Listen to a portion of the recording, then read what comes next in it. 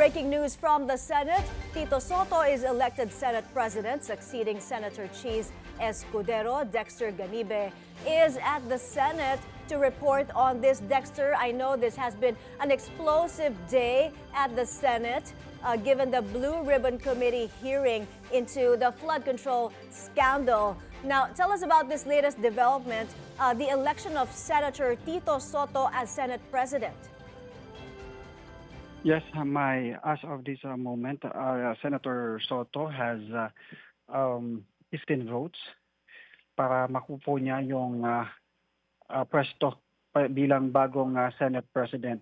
In an ambush interview this afternoon, Soto admitted that around 15 of his colleagues have opted to post him as the highest officer of the Senate of the Philippines, replacing Senator Cheese Escudero. Pero doon sa ambush interview kay Senator Soto, sinabi niya na hindi siya ang pumilos para makuha yung nasabing pwesto. He is pointing to his colleagues, Senator Lacson, Loren Legarda, Risa Ontiveros, and Subiri.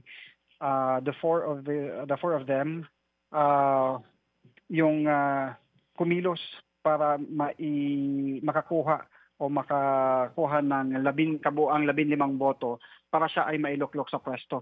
But mapapansin Maya, sa opening ng regular session ng Senate this afternoon, Senator Cheese Escudero ang nag-preside pa rin doon sa pagbubukas ngayon ng Senado, ng regular na sesyon ngayong hapon.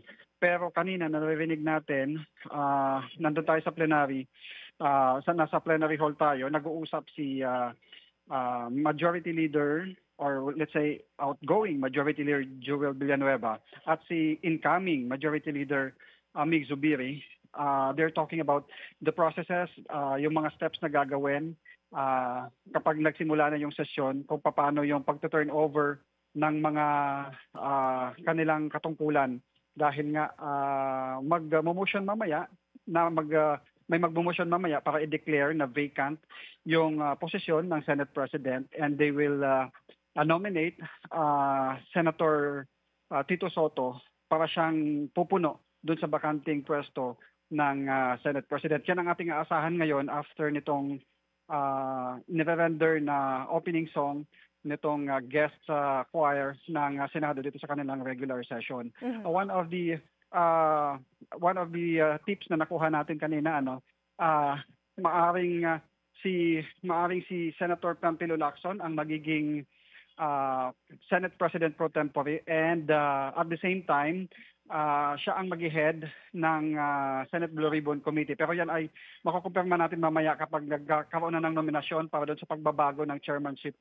There will be a huge changes sa mga chairmanship dito sa Senate ngayong mababago rin itong liderato ng Senado. May? Ayun nga, Dexter, yun na sana ang itatanong ko sa iyo, no? Dahil dito sa Senate coup na ito, may magiging mga pagbabago dyan sa committee chairmanships. Can you also explain to us naman itong voting? 15 versus ilan? 15 versus what? 15, kasi 25 lang sila, around 10. Hindi ko alam kung nadagdagan pa yung 15 o magiging 16. So magiging ilan ba? Mga 9 ang magiging nasa wala minority, or kung titignan natin kung sino, kasi yung mga hindi bumoto, kay Senator Soto will automatically be the members of the minority. Mababaliktad ngayon ang magiging komposisyon ng Senado. Those who voted for SP, let's call him SP Soto, will compose the majority, or yung pinakamayorya ng Senado. And ang sa mga nadinig natin, siyempre ang magiging Senate President si Tito Soto, ang kanyang magiging majority leader si Senator Mig Zubiri, mananatiling deputy majority leader si JV Ejercito, President pro tempore si Senator Lacson at magiging Senate Blue Ribbon Committee Chair din siya.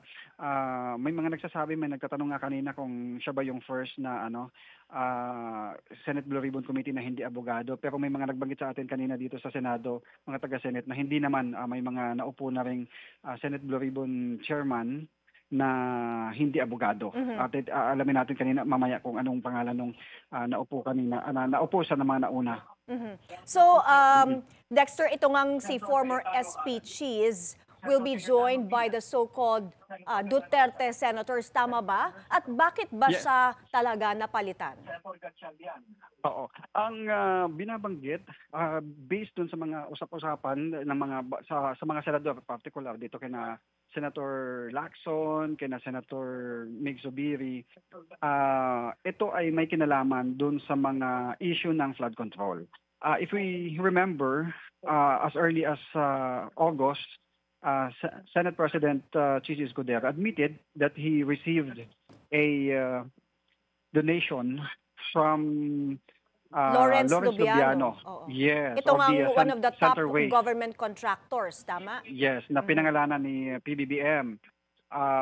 At inamin din ni Lubiano na nagbigay siya, no? And another issue is itong ang issue ng mga insertions sa flood control and other infrastructure na kung matatandaan nyo, una niyang pumutok dito sa Billionaire News Channel na pinaputok natin bago pa man isiwalat ni Pangulong Bongbong Marcos doon sa kanyang zona.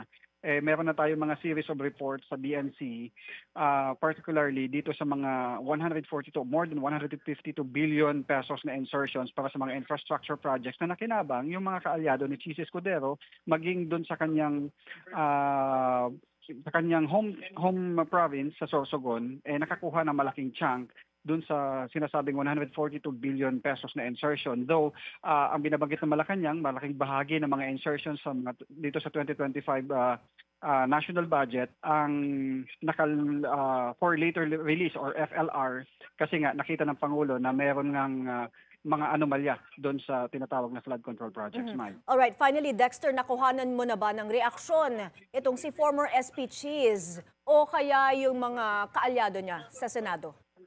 Natanong kanina kay Senator Soto, sabi niya nag-usap na sila and Chis Escudero congratulated him sa kanyang pagkakaluklok bilang susunod na SP. Nakausap na rin natin si Senate Pro Tempore Jinggoy Estrada, sabi niya okay, nandyan na.